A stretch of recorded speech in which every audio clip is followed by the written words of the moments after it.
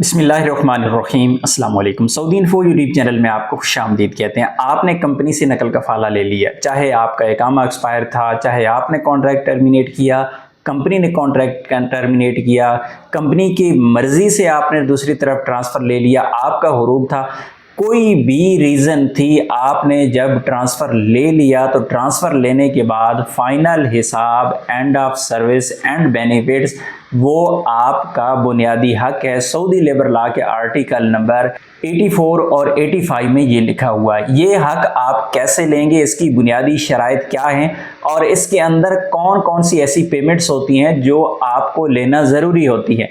ऐसा ना हो कि कल को आप कंपनी पर जाके केस करें और आपको बाद में पता भी ना हो कि कौन कौन सी पेमेंट्स आपकी बाकी हैं।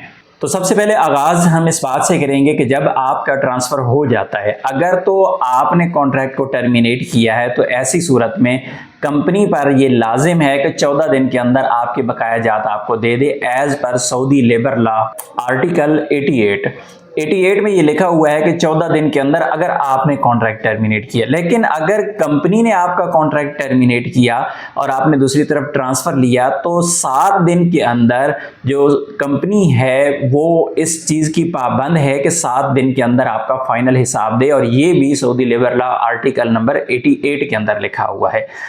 अगर वो ऐसा नहीं करते तो फिर मैक्सिमम जो लिमिट होती है वो होती है 1 साल की, यानी 12 महीने की।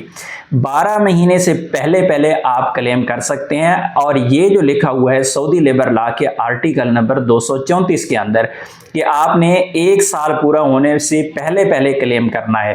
पहला तो ये है कि आपने कॉन्ट्रैक्ट टर्मिनेट किया, आप 14 दिन इंतज़ार करें, कंपनी को आप मेल करें, कंपनी को बोलें कि मुझे फाइनल हिसाब दे दे।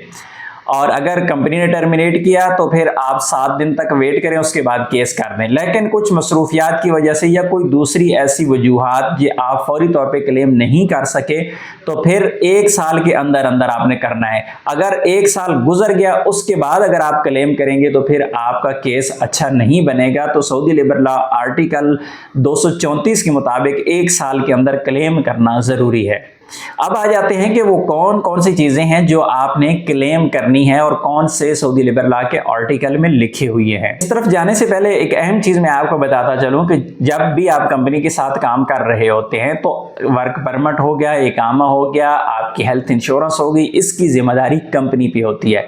हेल्थ इंश्योरेंस का सऊदी लेबर लॉ आर्टिकल 144 के अंदर लिखा हुआ है। अगर वो आपका इकामा नहीं बनाते, आपका वर्क परमिट तजदीद नहीं करते, आपकी हेल्थ इंश्योरेंस नहीं करते, तो ऐसी सूरत में आप सऊदी लेबर लॉ के आर्टिकल 144 के तहत कंपनी के खिलाफ कानूनी कार्रवाई कर सकते हैं। अब आ जाते हैं कि आपने कौन कौन से हुकूक लेने हैं। तो सबसे पहले आपकी लीव सैलरी है, छुट्टी की सैलरी, ये आर्टिकल नंबर 109 के अंदर लिखा हुआ है। अगर आपने छुट्टी अभी जाना था, 1 साल आपको या 2 साल कंपनी के साथ मुकम्मल हो गए थे और आपके कॉन्ट्रैक्ट के अंदर लिखा हुआ है कि साल बाद आपकी छुट्टी है या 2 साल बाद आपकी छुट्टी है, तो आपकी छुट्टी कानूनन बनती है। चाहे आप छुट्टी ना जाए, आपने दूसरी तरफ ट्रांसफ़र ले लेना है। लेकिन क्योंकि आप छुट्टी नहीं गए, आपने ट्रांसफ़र ले लिया, तो अब आप क्या करेंगे कि आप क्लेम करेंगे। जब भी आप कंपनी पे केस करेंगे तो जो छुट्टी की सैलरी है वो आपने क्लेम करनी है कि मेरी छुट्टी की सैलरी भी पेंडिंग है। एक चीज़ आपने ये वाली क्लेम करनी है। और जो छुट्टी की सैलरी का कानून है Saudi labour law article number 109। उसके बाद है over time. Saudi labour law article number 107 के अंदर ये लिखा हुआ है कि अगर आपका ओवर टाइम लगा हुआ है तो कंपनी उसकी पाबंद है कि वो आपको ओवर टाइम दे। बहुत सारी कंपनियां साथ साथ ओवर टाइम देती हैं और बहुत जगहों पे आपका ओवर टाइम पेंडिंग में चला जाता है। तो अगर आपने ट्रांसफ़र ले लिया और आपका ओवर टाइम अभी भी बाकी है तो जब आपने केस करना है, तो जब आपने छुट्टी की सैलरी क्लेम करनी है तो साथ में आपने ओवर टाइम भी क्लेम करना है। उसके बाद आ जाते हैं वेजेस। आपकी जो बकाया सैलरीज हैं ये सऊदी लेबर लॉ के आर्टिकल 90 के अंदर लिखा हुआ है कि ये आपका बुनियादी हक है। ये ज़रूरी है कि कंपनी या कफील आपका जो सैलरी है वो आपके टाइम पे दे। लेकिन अगर वो ऐसा नहीं किया और आपकी पेंडिंग सैलरीज पड़ी हुई हैं तो Saudi labour law article number 90 के मुताबिक आप अपनी जो बकाया सैलरीज हैं कंपनी के पास वो भी क्लेम करेंगे। उसके बाद आ जाते हैं कि आपकी बैलेंस लीव, कोई छुट्टियां आपकी पेंडिंग पड़ी हुई हैं, जो छुट्टी आपने करनी थी आपने नहीं की, आपने कोई डबल ड्यूटी की हुई थी, या फिर हफ्ते बाद आपकी जो छुट्टी थी वो नहीं होती थी, आप उस दिन भी काम कर रहे थे और कंपनी का आपके साथ जो मुआहदा था वो ये था कि आप छुट्टी नहीं करेंगे मंथली, यानी हफ्ते बाद आपकी छुट्टी नहीं होगी, महीने बाद आपकी 4 छुट्टियां बन जाएंगी और इस तरह हम आपको साल के बाद जो आपकी 21 दिन या 40 दिन छुट्टी बनती है उसके साथ ऐड करके आपको छुट्टी दे देंगे। या किसी भी वजह से आपकी जो छुट्टियां हैं पेंडिंग पड़ी हुई हैं, तो सऊदी लेबर लॉ आर्टिकल 111 के अंदर लिखा हुआ है कि ये भी आपका बुनियादी हक है और ये कंपनी को आप क्लेम करेंगे और कंपनी आपको ये पे करेगी।